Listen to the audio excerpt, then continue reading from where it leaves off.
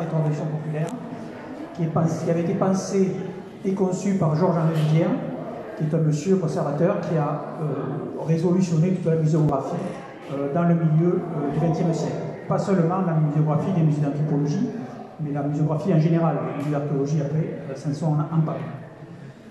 Donc c'est une muséographie qui va marquer son époque.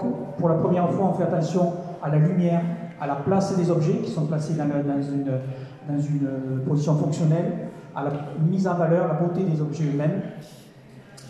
Donc la beauté et la fonctionnalité pour des objets qui parlent pour eux-mêmes et par eux-mêmes. Également apparaît à cette période, donc fin des années 60, début des années 70, apparaissent les premiers écomusées. Dans le cadre des parcs naturels, donc là aussi on est aussi dans une montée de la sensibilité à tout ce qui est écologie, biodiversité, environnement, comme on disait à l'époque. Donc dans le cadre des parcs naturels, l'écomusée d'Ouessant, de l'île d'Ouessant, et celui de Marquès dans les Landes, mais également celui du Creusot, dans un milieu très différent, qui est un milieu industriel. Donc notion d'écomusée qui a été pensée, mise en place, théorisée par Georges-Henri Rivière, que je viens déjà de citer, donc qui était le fondateur du musée des ATP, et le musée des ATP qui avait été pensé comme devant avoir toujours des antennes régionales. Hein. C'était l'idéologie de l'époque où Paris était un peu constitué des petites provinces. C'était un peu le tort de ce musée d'ailleurs, parce qu'il est arrivé un peu trop tard, puisque derrière les régions, 68 est passé par là, et les régions se sont revendiquées comme pensant par eux-mêmes. Donc du coup, ce musée, finalement, est arrivé un peu trop tard, et il a fermé d'ailleurs assez rapidement. Il a duré une vingtaine d'années, pas plus que peu pour un musée de cette ambition. Donc à partir des années 60, ces écomusées, dont Hugues de Varine donnait la définition suivante, qui, je pense, est intéressante par rapport à ce qu'est le musée de l'Étang de Thau. Le musée, c'était encore un bâtiment, plus une collection, plus un public. Qu'en est-il en réalité de ces trois éléments, et surtout qu'adviendra-t-il du musée dans les décennies à venir? Vous pensez au travers des écomusées. Le bâtiment est remplacé par un territoire. Donc c'est pour la première fois une attention entre musée et territoire, qui est celui bien délimité d'une communauté, donc des habitants. Musée conçu en lien avec des habitants et un territoire. Le bâtiment, la collection se compose de tout ce que comporte ce territoire et de tout ce qui appartient aux habitants, immobilier comme mobilier, matériel ou immatériel. C'est-à-dire que c'est l'ensemble du territoire qui peut devenir musée au-delà des murs même du musée. Ce qui est mobilier, aussi bien que les activités économiques ou culturelles qui peuvent se tenir sur ces territoires. C'est un patrimoine vivant, en changement, en création constante. Donc, loin de la vision figée, passéiste des musées, on est dans une vision dynamique dans ces écomusées. Le public, faites bien attention à ça parce que je trouve que c'est une réflexion qui vaut pour aujourd'hui. Le public est la population du territoire concerné, tout entière, à laquelle peuvent venir s'ajouter accessoirement et secondairement des visiteurs extérieurs à la communauté. Je pense qu'on a un peu renversé le paradigme et il faudrait y réfléchir. Également, arrivé en 1971 au musée dauphinois, qui a été cité dans le diaporama de l'or, d'un conservateur qui a marqué son époque aussi, qui s'appelait Jean-Pierre Laurent, et qui va révolutionner l'organisation du musée, des musées en général, en donnant une place prépondérante aux expos temporaires par rapport à l'exposition permanente, et introduire dans les expositions la scénographie d'exposition. C'est-à-dire qu'on sort du musée vitrine, objet, cartel pour les non-initiés, c'est l'étiquette, hein, pour passer à ce que vous avez autour de vous, c'est-à-dire dans un musée avec une scénographie. Et donc ça date de cette époque-là, et particulièrement au musée dauphinois, juste après 1968, avec les Jeux Olympiques de 68, avec les financements de 68, et puis ce conservateur génial qui était Jean-Pierre Laurent, donc avec des dispositifs qui font appel à la sensibilité, qui touchent l'émotion du visiteur, où la notion de plaisir prend le pas sur celle d'érudition pure, même s'il y a de l'érudition dans ces musées.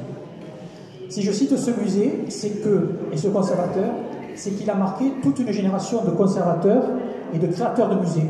Laure Gigoux peut en témoigner, moi-même aussi, on est tous allés faire notre petit pèlerinage, stage au musée dauphinois pour se nourrir de ce qui a été fait dans ce musée.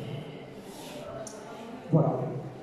Donc le musée de l'étang de Thau arrive donc à la fin de cette période cruciale qui a vu les musées, aussi bien les grandes institutions nationales que les musées régionaux ou les petits musées locaux, se réinventer autour de la question de la place du public, du lien avec le territoire et la population qui l'habite, population qui est considérée comme des acteurs du musée, du rôle du musée comme base d'expérimentation sociale. Ça, c'était extrêmement important dans ces années 70-80.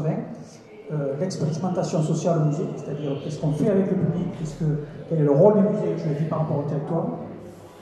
Et également cette expérimentation sociale en lien avec la conception muséographique du musée elle-même, qui est complètement renouvelée en étant scénographique. J'ai parlé du musée, il y a aussi des changements du côté de l'ethnologie. Donc cette ethnologie, il y a une ethnologue qui est Françoise Véretier, qui disait que quand elle a fait ses études dans les années 50-60, il n'y avait pas d'enseignement d'ethnologie. Ça veut dire d'où on vient. Elle faisait la philo, elle allait voir des gens qui étaient ethnologues, qui étaient dans des chaires d'autre chose. Ce n'était pas institutionnalisé. Ou peu, en tout cas à l'université. En 1980, on a complètement changé et a été créée une nouvelle catégorie de patrimoine, en plus des monuments historiques ou des musées purs ou de l'archéologie, le patrimoine ethnologique, c'est-à-dire ce patrimoine qui s'intéresse aux activités quotidiennes des gens, à leur activité économique, à leur activité culturelle, dans une vision dynamique, avec un regard historique et un regard vers l'avenir. Donc avec la mise en place au sein du ministère de la Culture, en 1980, à l'occasion de la journée de l'année du patrimoine, l'année nationale du patrimoine, la première, qui a été fondatrice aussi, d'une mission du patrimoine ethnologique, qui sera chargée d'organiser des formations via des bourses, des séminaires, dont Vincent Giovanoli, que vous avez pu citer dans le diaporama, a été bénéficié, ce qui permet d'avoir une étude scientifique à la base du musée de l'étang de Thau, qui venait compléter le savoir local pris en compte et qui était à l'initiative notamment des ostréiculteurs. Également, cette mission avait pour but de faire le lien entre les universités et les acteurs culturels, de proposer une collection d'éditions et de réaliser des films. Avec la mise en place de cette mission du patrimoine ethnologique, ont été mis en place aussi dans les DRAC des conseillers à l'ethnologie et singulièrement la DRAC Languedoc-Roussillon à l'époque a été la première dotée en France avec Christian Jacquelin qui est arrivé vers 1985. Je ne sais pas si tu as donné cette date, je ne sais pas si elle est juste, j'ai cherché, il faut que je lui demande, voilà. En tout cas autour de cette date-là. Et donc qui était en place au moment où a été conçu ce musée, et donc qui a pu avoir là aussi un rôle dans l'équipe de conception du musée, un rôle de conseil. Il était fort d'ailleurs de son expérience des musées de culture pontoise et du Jura auparavant. Tout ce mouvement national se retrouvait également au sein des institutions locales. Donc, je ne parlerai pas des communautés de communes qui n'existaient pas à l'époque, qui heureusement ont pris le relais maintenant, puisqu'il y a un service de patrimoine au sein de la communauté de communes de cette agropole. Mais au sein du conseil général à l'époque, devenu conseil départemental, qui a joué un rôle important dans la constitution du musée, a été constituée en 1978 une conservation départementale des musées avec Laure Gidou ici présente, donc il y avait en charge 1er avril, oui, je l'ai marqué, 1er avril, et j'ai parti à la retraite aussi le 1er avril d'ailleurs, je me souviens très bien. Voilà, le 1er avril, ce n'était pas une blague, donc qui était en charge de la création ou de la rénovation de musées. Hein. Ça a été au Matel, ça a été à Saint-Pons-de-Thomière, à l'Odève, enfin à Bouzigues et à Héritian. Voilà.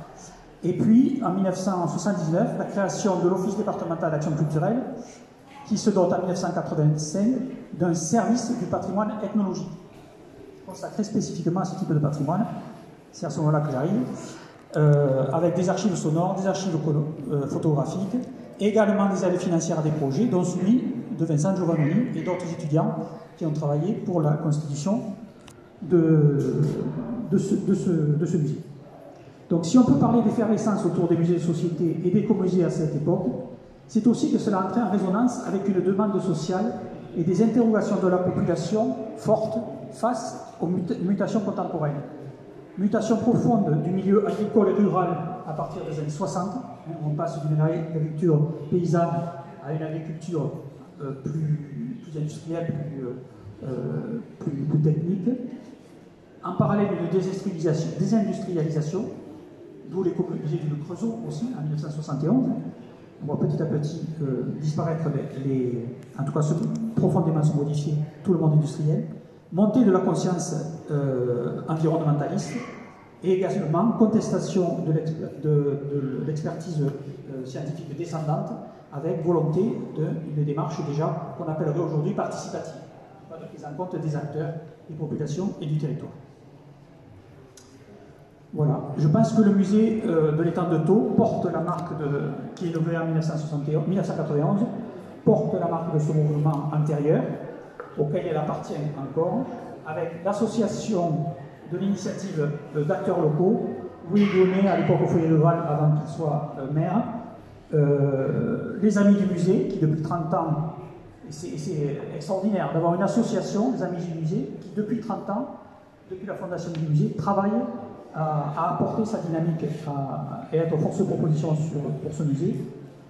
Un personnel étroitement lié au monde, pour certains d'entre eux, au monde ostréicole.